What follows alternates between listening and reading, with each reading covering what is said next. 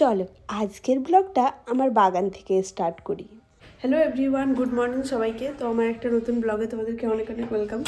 তো যাই হোক, সকালবেলাতে ব্রেকফাস্ট বানানো হয়ে গেছে, কিন্তু আমি রুটি খাবো না, আর কালকে কচুরি খেয়েছিলাম। তো ভাবছি এখন একটু মুড়ি খাই।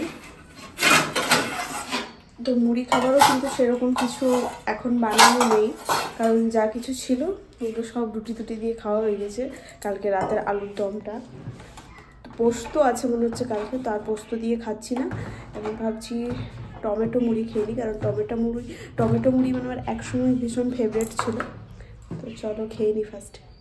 ব্রেকফাস্ট করার পরেই ফট করে স্নানটা করে নিলাম। স্নান না করলে আগে থেকে আর কোনো কাজগুলো এগোয়ই না। স্নান করেই যে না চুলটা ঝাড়ছিলাম, এখান থেকে আমার ওখান থেকে একটা নজর যাচ্ছে, দেখবে তোমরা। এই যে কুমড়ো ফুলটা কি বড় হয়েছে। কালকে আমি এই টুকুগুলো নিয়ে গেলাম বড়া বানানোর জন্য, আর আজকেরটা শুধু দেখো একবার।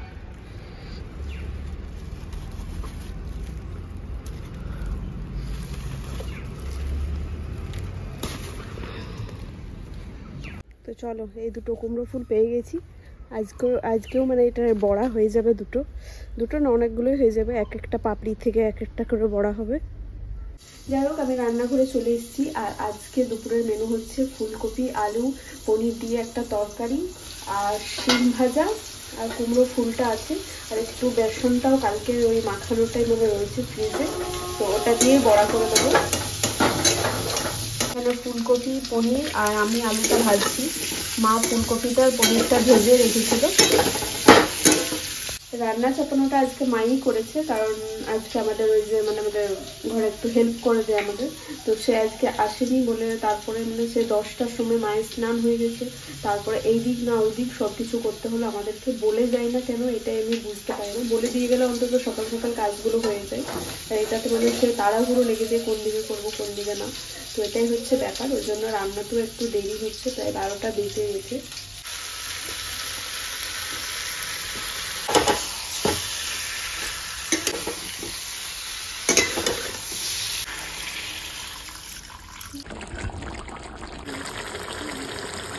তো আমার রান্নাবান্না কমপ্লিট হয়ে গেছে, তো চলো তোমাদেরকে দেখিয়ে দিই একবার এক ঝলক। আর কি বলে কুমড়ো ফুলের বড়াটা, ওটা একটু পরে ভাজবো, পদ্মত এসে যাবে তারপরে।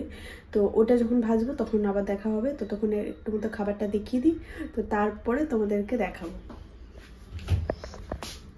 হয়েছে শিম ভাজা, আর এটা হচ্ছে ফুলকপি আর আলু পনিরের তরকারি, আর এখানে ডাল আলু মাখা। ব্যাস, এই বড়াটা কিন্তু আমি ডিম দিয়ে করবো, এটার মধ্যে ডিম দিয়েছি, বেসনটা একটুখানি ছিল, তারপর একটা ডিম দিয়ে করব। তো চলো কিছুক্ষণ পরে দেখা হচ্ছে তোমাদের সাথে। কেমন করছিস? কর দেখি একবার। ছিড়লি তুই? এমনি করে মাথা রাখ দেখি, ওটাতে মাথাটা এমনি করে রাখতো, তুলবি না না অমনি। হে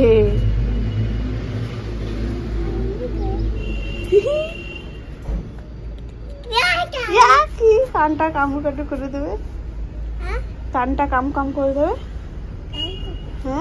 হ্যাঁ, আরে এগুলো কি নিয়ে এলি? কি আছে এটার মধ্যে?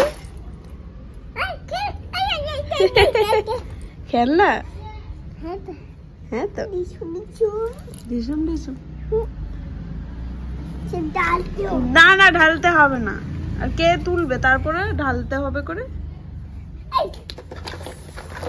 তুই না? হ্যাঁ তো ভারী তো আছে, তোর মাথাতে সব পড়ে যাবে বাবারে। ইহ, ছ্যা ছ্যা ছ্যা ছ্যা, কি করলি এগুলো?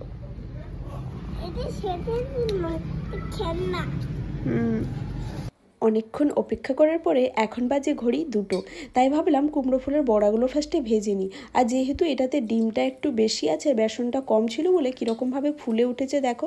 আর একদম খেতে কিন্তু ওপরটা মনে হচ্ছিল ডিম ভাজা, আর নিচেতে কুমড়ো ফুলটা। উফ, আমার তো দারুণ লাগে। তোমাদের কার কার পছন্দ বলো তো। আর পদ্যুৎ কিন্তু এখনও আসেনি, আমি ভেজে রেখে দিচ্ছি। এটা মা ধনে ভেজে তারপর এটা গুঁড়ো করে রেখেছে, আর সেদিন এখানে জিরেটা করে রেখেছিল। এই ভাজা ধনে জিরের কি গন্ধটা যা লাগে না, দারুণ।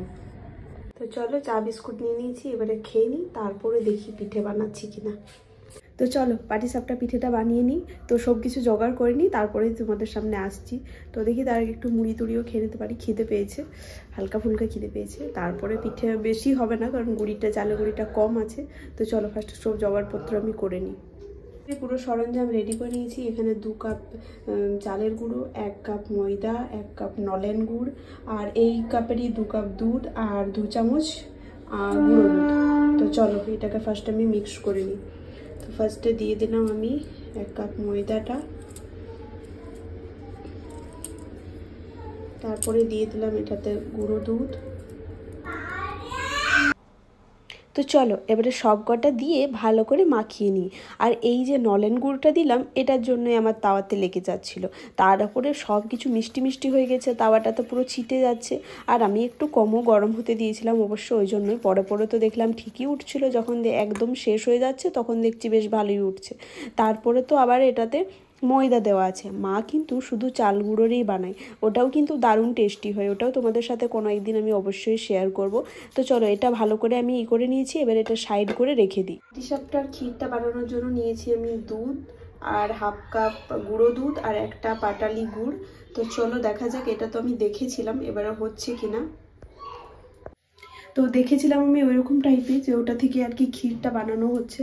তো দেখা যাক আদৌ হচ্ছে না। যদি হয় তাহলে ভালোই, আর না হলে কি করবো আমি জানি না। তো চলো কড়াই গরম হয়ে গেছে, দিয়ে দিলাম 1 চামচ ঘি, তারপরে দিয়ে দিলাম 1 কাপ দুধ।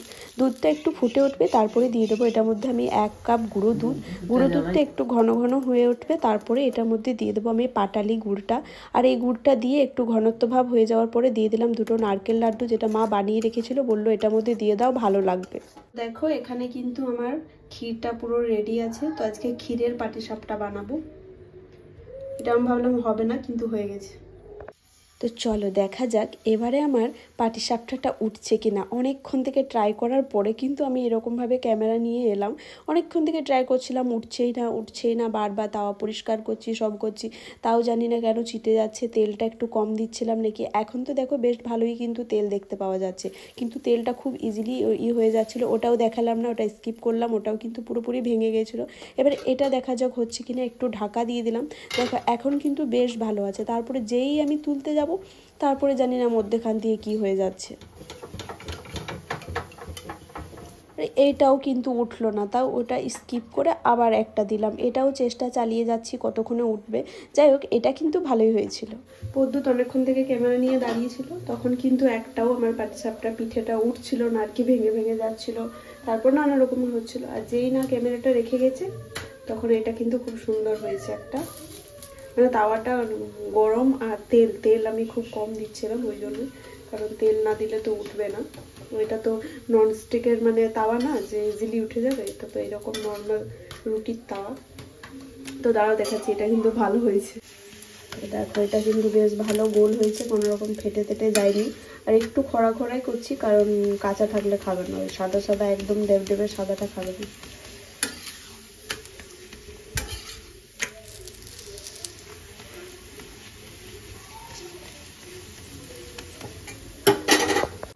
আর যেই ক্ষীরটা বানালাম, ক্ষীর চাচি যাই বলবে সেটা এবার এটার মধ্যেখানে দিয়ে তারপরে এটাকে দেখব।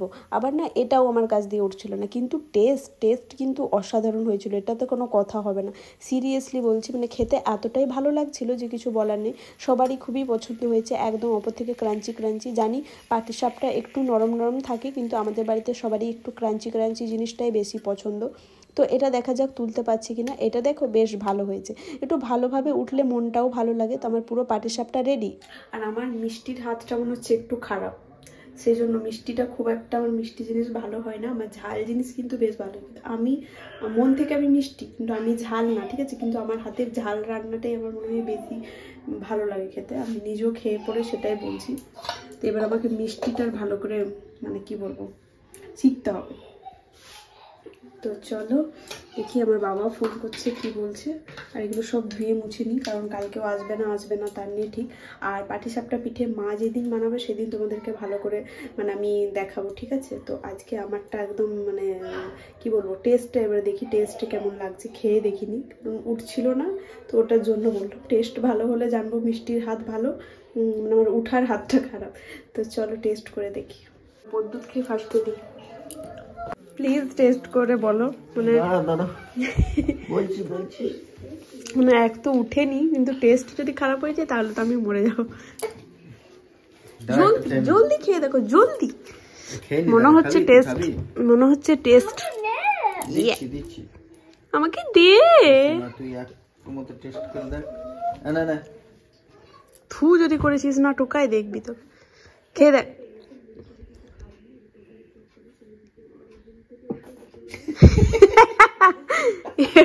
বাপরে কেসা বেজ্জতি। না আমি দিচ্ছি তুই আর দিবি না। দাঁড়া আমি একটু টেস্ট করে দেখি, গরম আছে। তুই খাও না জলদি করে। ওরকম ভাবে কি পাটি সাপটা কে খায় ওরকম গোটা গোটা? গরম আছে।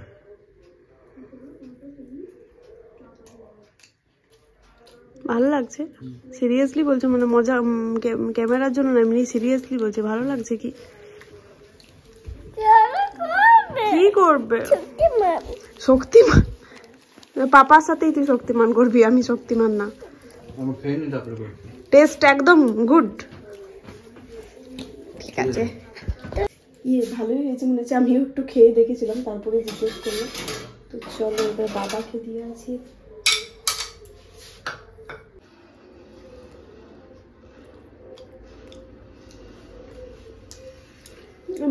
ক্ষীরটা মনে হচ্ছে না পুরোপুরি চাচির মতো মনে হচ্ছে না, আমল তো দিয়ে বানানো। হাতে জাদু আছে না? এটা বহুত মানে একদম কি বলবো, মজাক মত कीजिए मेरा। তো চলো ভিডিওটা আমি এখানে শেষ করলাম। আশা করি তোমাদের ভালো লেগেছে। তো আজকের মতো টাটা, গুড নাইট। আবার দেখা হবে অন্য কোনো ভিডিওতে মায়ের পাটিসাপটা নিয়ে, ঠিক আছে?